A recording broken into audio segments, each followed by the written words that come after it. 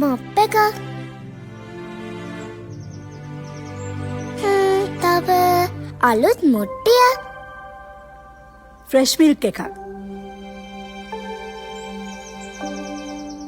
අපි ආච්චිටයි සීයටයි තෑගි ගමුද?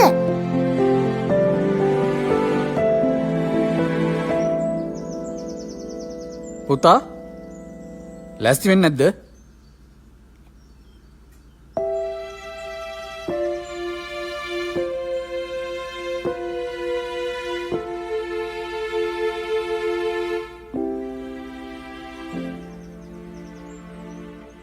ඇයි තාත්තේ අපි අලුත් අවුරුද්ද පරණ විදිහටම සමරන්නේ? අපිට බැරිද මේ අවුරුද්ද අලුත් විදිහට සමරන්න? දැන් ඔයාට මොනවද ඕනේ?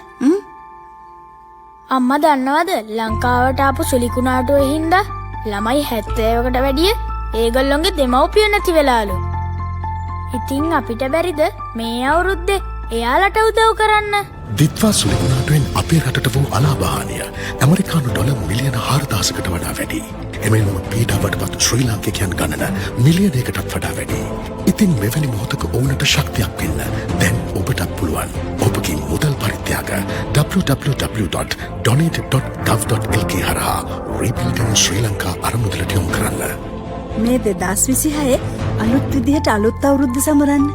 විපතටපත් අපේ ආදරණීයන් වෙනුවෙන් ඔබේ ආදරයත් එකතු කරන්න.